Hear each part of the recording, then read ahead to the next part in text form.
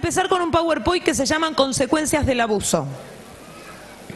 Yo voy a ir rapidito por cuestión de tiempo, ¿sí? Le voy a pedir que usted mantenga la atención, pero vamos en 25 minutos a tratar de tomar lo que sería un taller completo. Vamos al PowerPoint de consecuencias del abuso y usted va a ver una carita de una persona muy sufriente. Consecuencias iniciales. ¿Qué pasa con un abuso sexual infantil? Usted tiene que tener la idea que un niño abusado sexualmente es como si estuviera en una situación de guerra. Es tan traumatizante el abuso como un niño expuesto a una situación bélica. Se dice que al menos el 85% de las víctimas va a tener consecuencias. O sea, que es un hecho tremendamente traumatizante. Las consecuencias de ese abuso pueden ser inmediatas, pero pueden ser a mediano plazo y a largo plazo.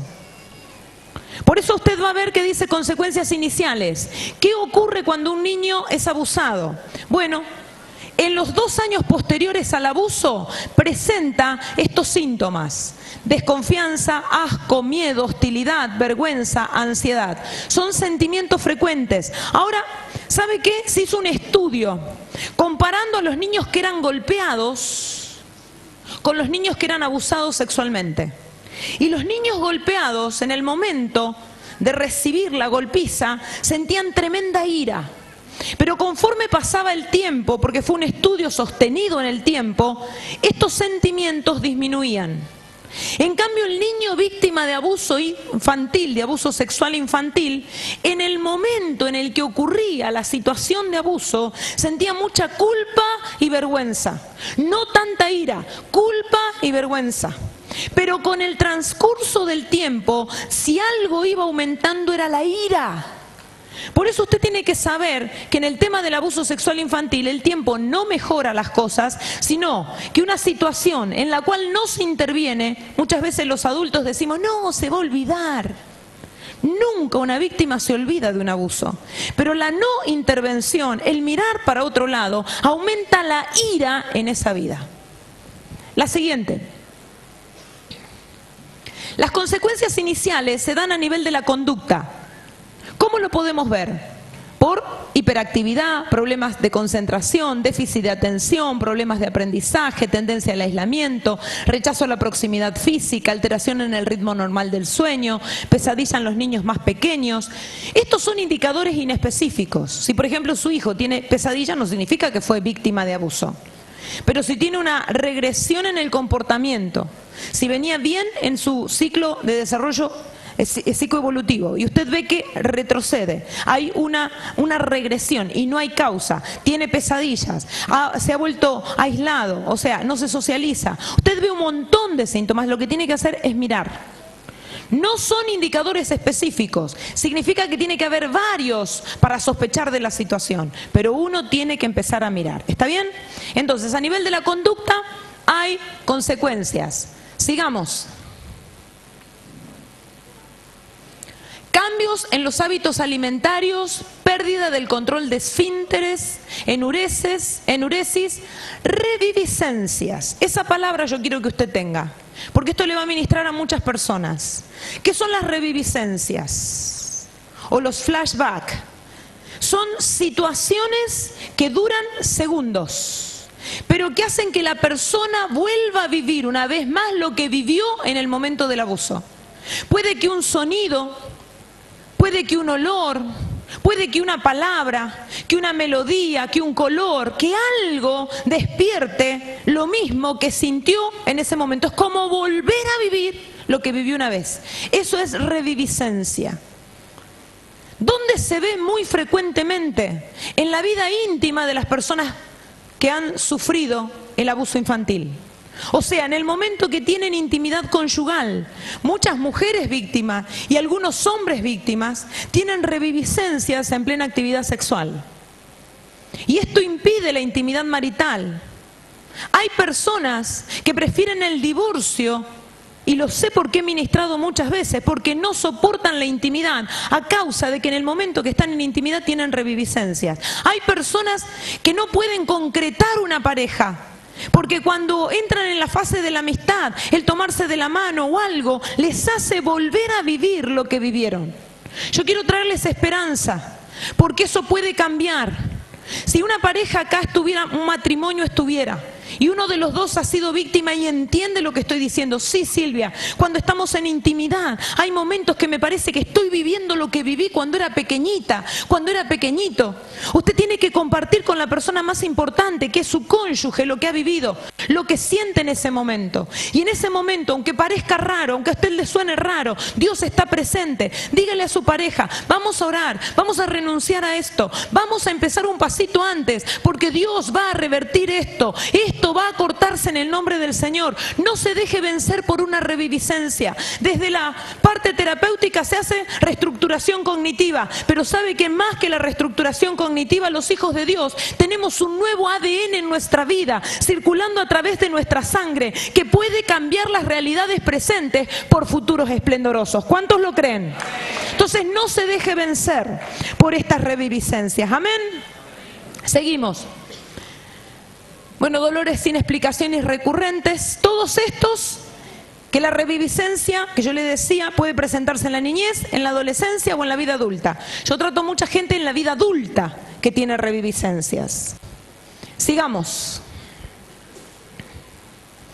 A nivel de las emociones, síntomas depresivos, ansiedad, baja autoestima, sentimientos de inferioridad, cambios de humor, pérdida de entusiasmo, culpa, vergüenza, miedo generalizado o focalizado hacia algo o alguien, desconfianza, rechazo al propio cuerpo, hostilidad, agresividad. Mire la cantidad de consecuencias que puede presentarse un solo abuso. Sigamos. En el ámbito de la sociabilidad, ¿qué pasa con la persona? ¿Sabe lo que tiene miedo la víctima? Que otra persona vuelva a hacerle lo mismo. Entonces hay una desconfianza generalizada y uno mira con recelo a los demás, porque ve en el otro un presunto abusador. Por eso esta área va a sufrir. Seguimos. A nivel de la sexualidad, y usted va a ver este abanico de conductas sexuales que van de un extremo al otro. Una víctima de abuso puede hipersexualizarse o moverse en el terreno de las fobias o la aversión sexual. Por eso a veces a mí me enoja cuando yo veo que alguien dice, ¿viste cómo vienen las adolescentes? Porque vi una nena de 13 o 14 años que tal vez es muy pispireta o parece muy seductora, y a veces se le quiere endilgar a ese tipo de conducta como que hizo algo para merecer el abuso. Nunca un niño, niña o adolescente hace nada que merezca un abuso. Jamás. Y no es por el largo de la pollera, ni por cómo se paró, ni por lo que dijo. Ninguna persona merece ser abusada. Deme un amén. Vamos a cambiar la cultura.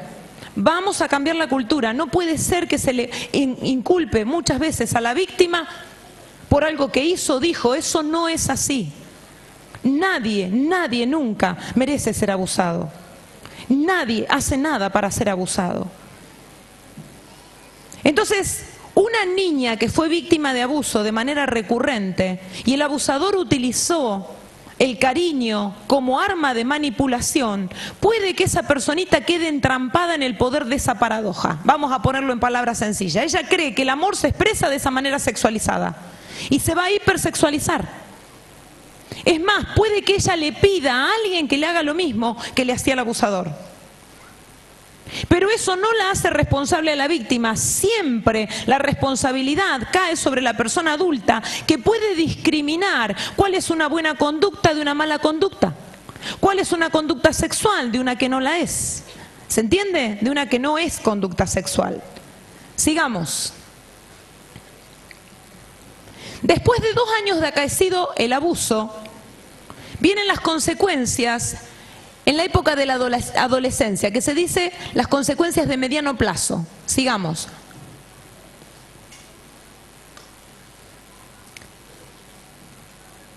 Y ahí es lo terrible.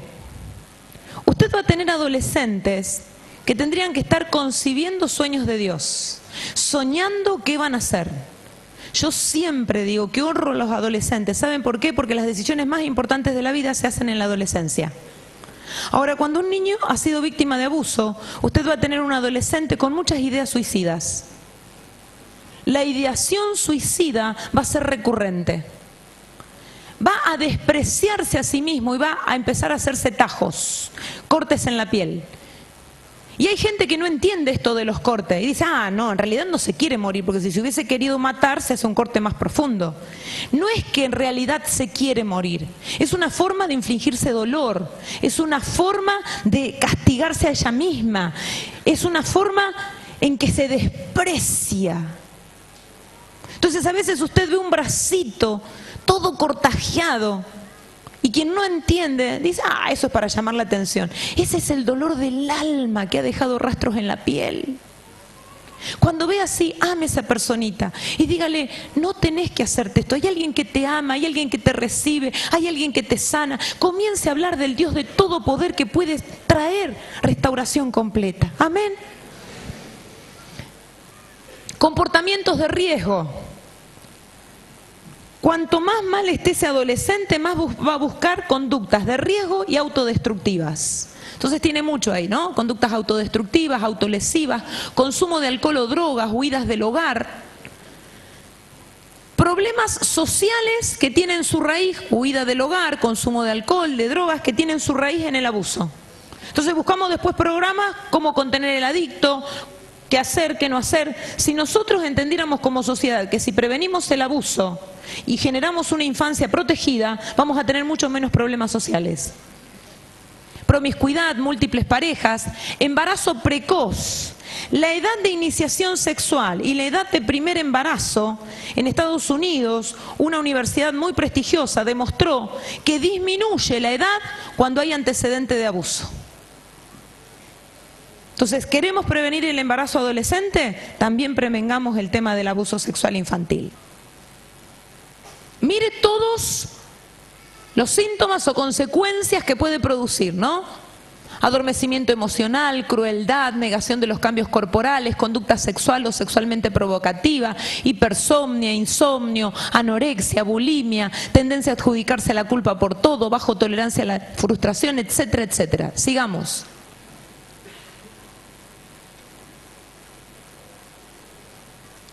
Discusiones familiares frecuentes, abandono del hogar, matrimonio precoz, prostitución.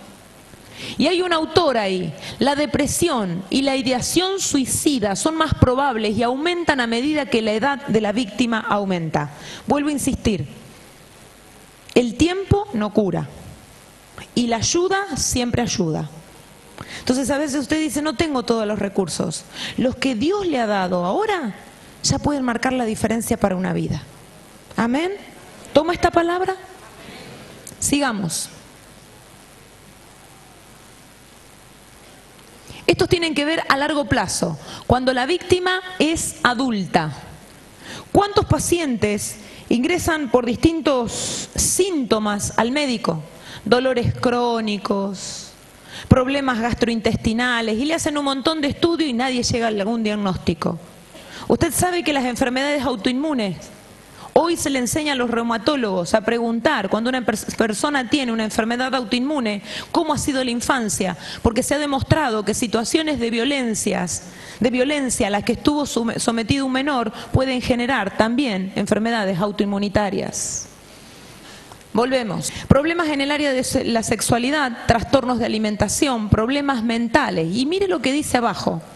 En una muestra de 100 casos de personalidad múltiple, se encontró que el 97% de esos casos, el 97% de esos pacientes habían sido víctimas de una historia de incesto. O sea, la salud mental de la persona, el futuro mental de la persona está en juego cuando ocurre un abuso.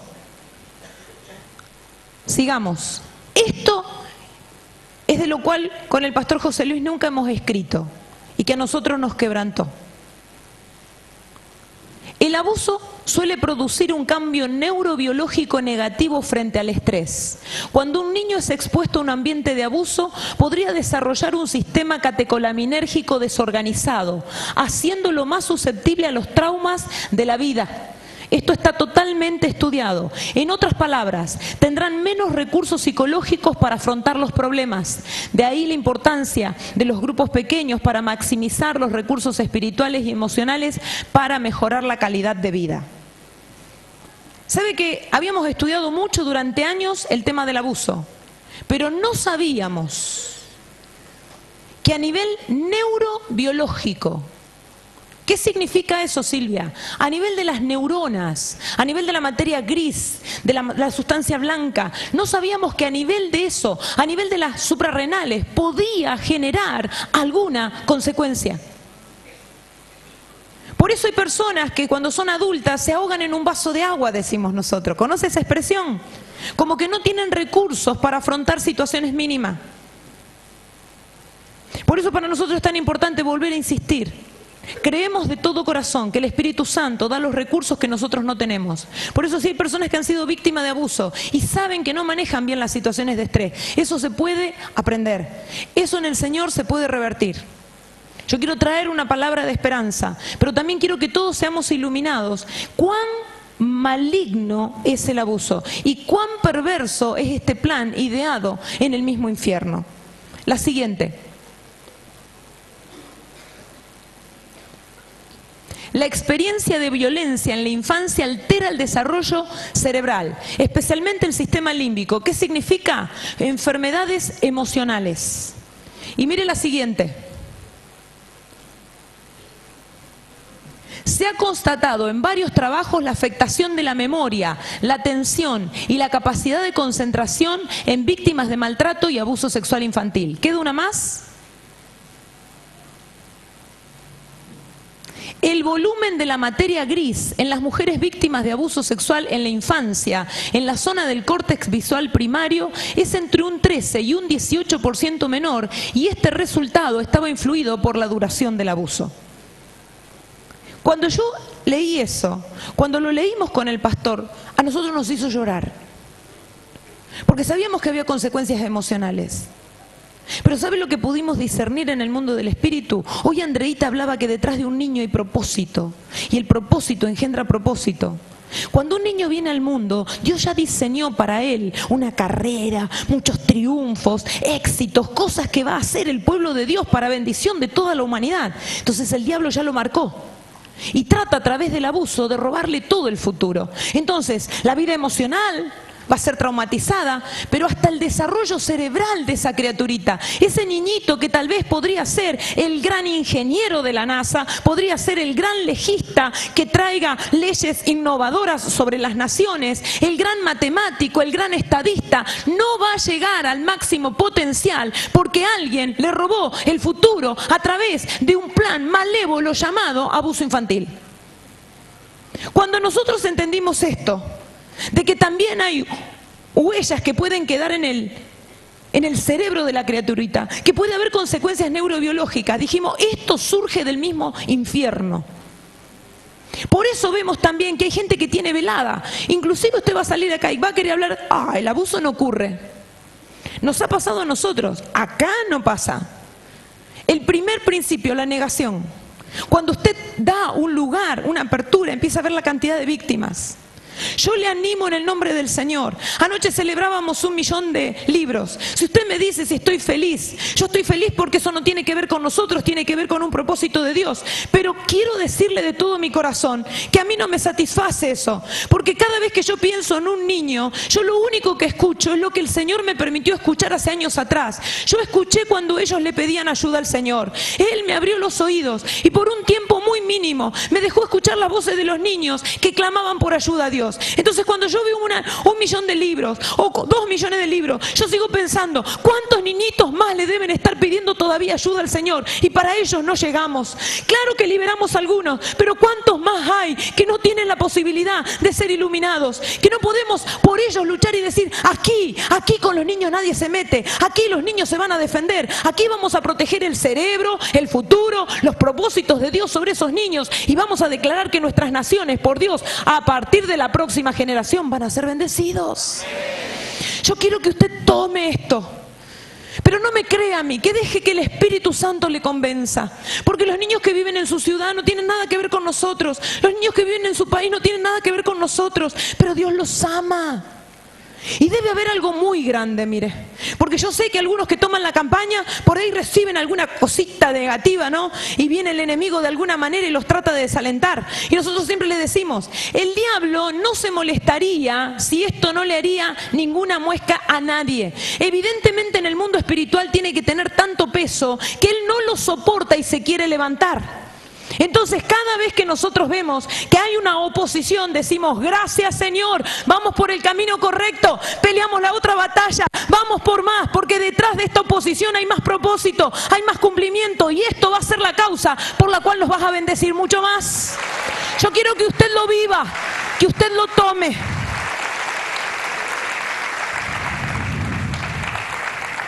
Nosotros no buscamos este tema.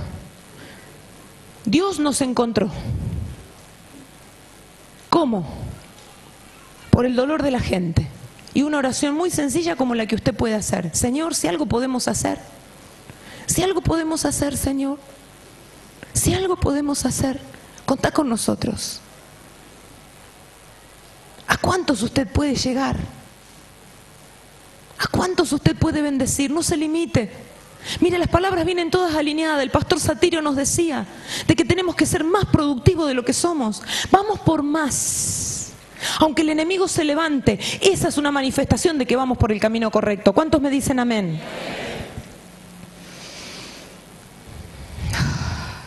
Quiera Dios que toque su corazón. Quiera Dios que toque su corazón. Porque cada vez que nosotros oramos, nosotros seguimos sintiendo el clamor de los niños. Por eso ahora, por ejemplo, Supercapaz, nosotros queremos que amen al Espíritu Santo, que amen al Espíritu Santo, que ellos tengan tanta comunión con el Espíritu Santo, que pase lo que pase en sus vidas, ellos sean vencedores. Yo no le puedo asegurar si la mamá no va a morir, si el papá no se va a ir de la casa, pero yo le puedo asegurar que si reciben al Espíritu Santo, van a ser amigos del Espíritu Santo para toda la vida. Luchemos por los niños, hagamos algo por los niños. ¿Se animan?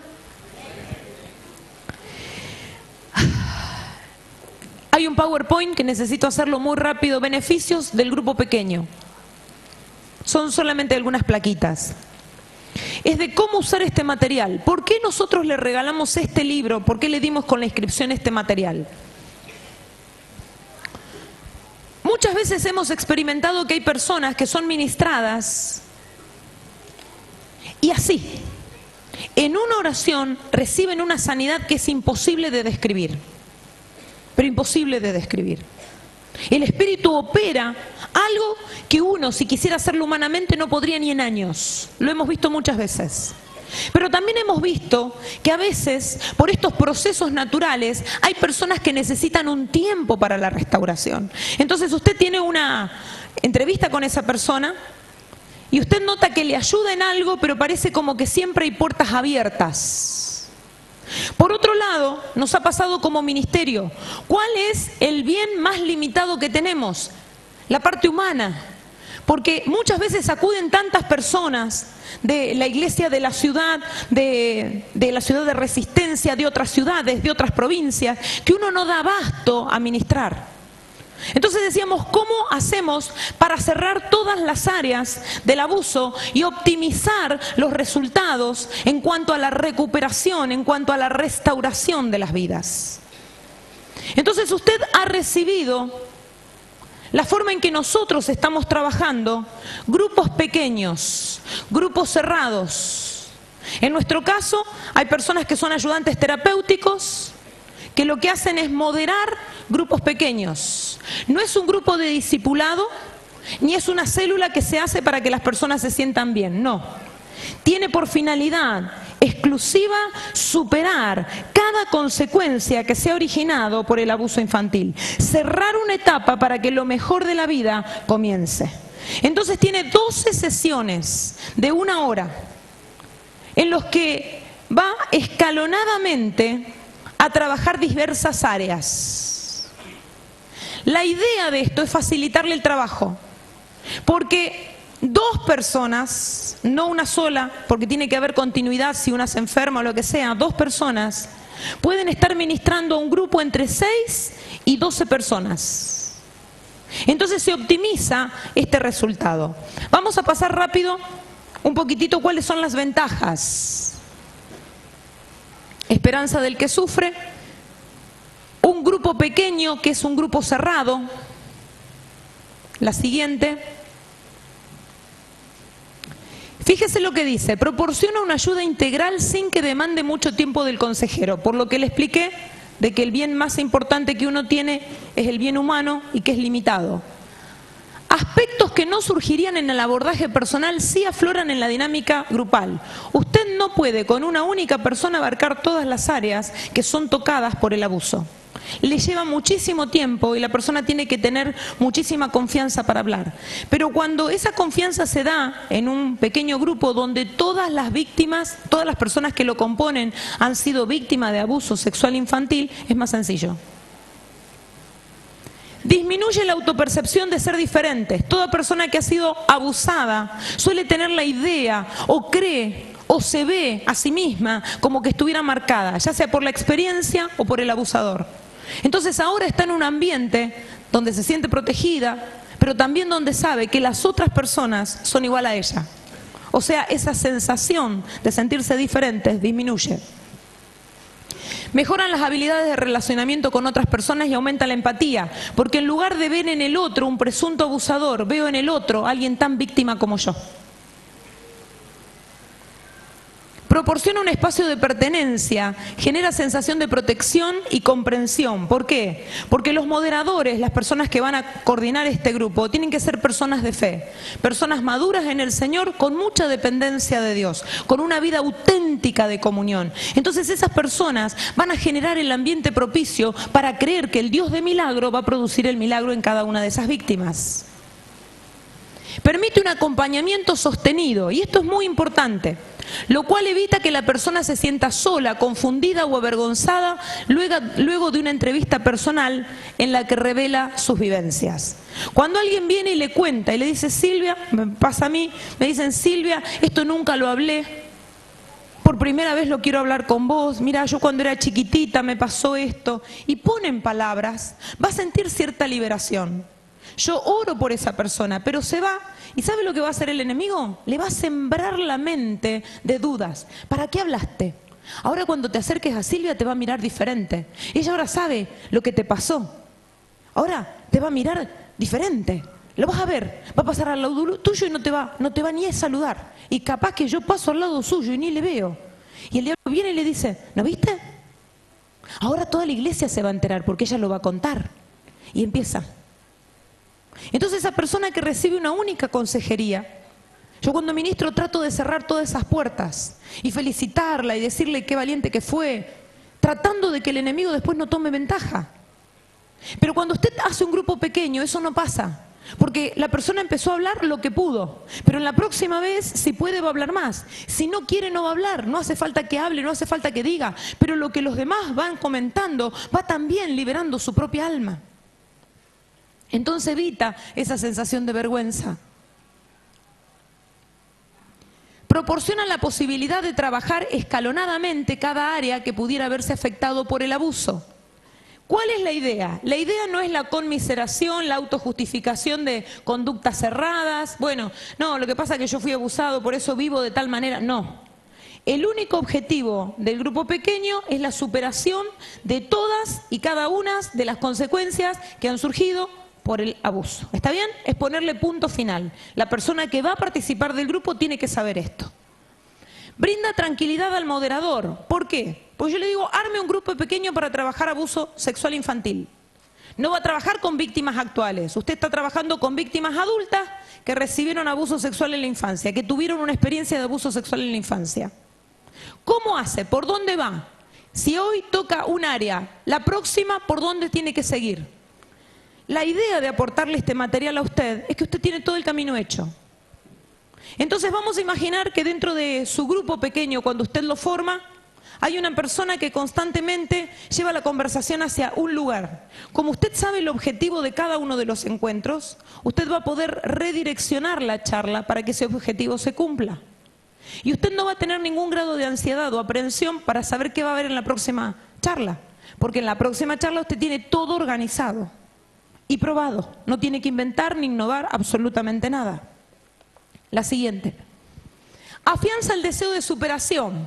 El grupo es un refuerzo positivo en todos los sentidos. ¿Por qué? Porque vino una de las hermanas y de las personas que está participando ahí y dice, sí, porque esta semana me atreví a hacer algo, o sea, tal vez a cumplir una meta que durante mucho tiempo estuvo postergado, porque hay tareas, hay cosas para hacer. Sí, porque ahora me siento de mejor ánimo, me levanto y puedo dar gracias a Dios. Entonces eso que comparte es un refuerzo positivo para que la otra personita que todavía no dio el paso se anime. Permite la prevención de otros abusos. ¿Por qué pusimos eso? Porque de la cantidad de gente que uno ministra, no sabe si algún abusado se va a transformar en abusador. Silvia, ¿un abusado se transforma en abusador? No. La gran mayoría nunca, jamás de la vida tocaría a un niño. Y la mayoría de los abusadores no han sido abusados en la infancia. Pero también se sabe que algunas personas van a repetir lo que hicieron con ellas de niñita cuando son grandes. Esto no disminuye la culpa porque es una actividad sostenida de manera voluntaria. Pero una de las maneras de prevenir es cerrar esta herida, es ministrar en esta área. Brinda información acerca del abuso sexual de modo general. Eso libera a la persona. ¿Por qué? Porque cuando la persona sabe que 1 de cada 3 es víctima de abuso, dice, no fui yo sola. Hay muchas víctimas más que como yo nunca hablaron. Y permite comprender que no se es responsable por el abuso. Hay actividades específicas en las que uno se da cuenta que por ningún motivo puede cargar con una culpa que le endilgó el abusador. Entonces, estos procesos, usted no sabe qué liberación trae sobre las vidas.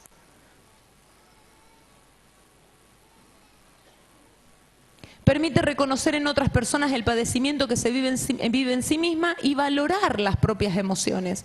Validar. Claro, esto que yo siento no es positivo. Claro, esto que a mí me pasa, le pasa también a ella. Entonces nos acorta a nosotros el trabajo. Facilita el abordaje de la ambivalencia. ¿Qué es esto? Si el abusador es intrafamiliar, la víctima no sabe cómo relacionarse con la pareja del abusador, con los hijos del abusador, porque el abusador es el tío. Pero la tía es una excelente tía y los primos son excelentes primos. Entonces trabajamos todo esto de la ambivalencia que se despierta frente al vínculo con el abusador y todo su ámbito circundante. Mejora la autoestima. Esto es hermosísimo. Hay una declaración de esperanza que cuando usted la lea está basada en la palabra de Dios. Esa declaración de esperanza constantemente se está proclamando en la vida de esa persona. Moviliza a las víctimas a salir de la conmiseración, la pasividad y la autojustificación que les impide ser protagonistas de su propia historia. ¿Qué pasa con una persona víctima? Le hirieron tanto la autoestima que usted le dice, vamos que podés. No, yo no puedo. Vamos que vas a salir de esta. No, si a mí me sale todo mal. ¿A vos te parece? ¿Crees que yo lo puedo hacer? No, Silvia, mejor ni lo intento. Y usted parece que está llevando una piedra adelante. Pero con el grupo se da cuenta de que es más fácil. Que la persona empieza a decir, sí, voy a poder, va a cambiar la situación. Y la última, brinda un espacio de disfrute, compañerismo y desarrollo personal. Creo que esa es la última, ¿verdad? 2 consideraciones finales. ¿Cuáles son? La primera, la siguiente, que Cristo es el centro.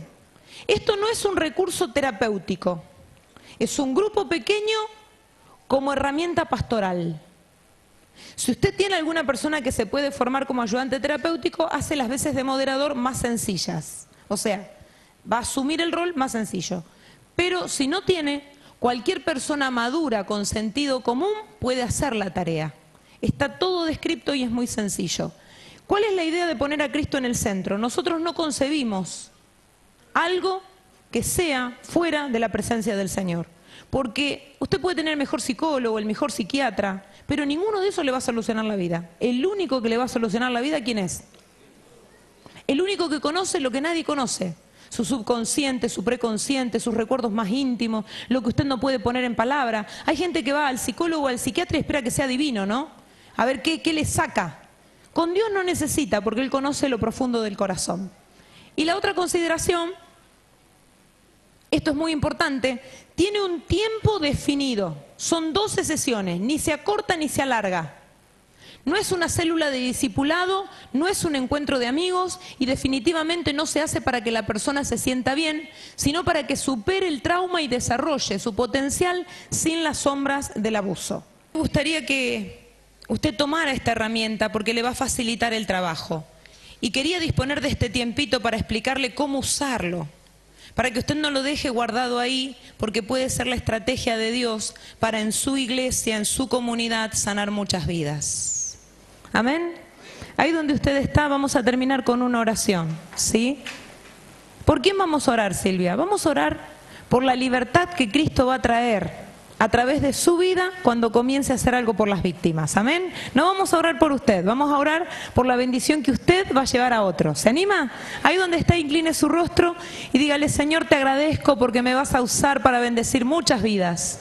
Señor, yo soy usado, yo soy elegido en este tiempo para bendecir miles y miles. Dígale al Señor, anímese en fe, proclámese como decía el pastor Satirio, dígase a usted mismo: en el nombre de Jesús hoy me levanto para liberar a muchas almas aprisionadas por el diablo. Hoy me levanto para liberar niños, adolescentes y personas adultas. Declaro que la estrategia de destrucción hoy cae y la vida de Cristo es instituida en el reino, en la iglesia, en la casa, en la ciudad donde estoy viviendo. Señor, gracias, porque salgo de aquí no en mis fuerzas sino en la tuya, no con mis recursos sino con los tuyos, para poder transformar y ayudar a miles de personas. Dígalo, a miles de personas. Voy a ayudar a miles de personas, voy a transformar ciudades. Dígalo, no se mire usted, mire los recursos de Dios y diga: voy a ayudar a miles.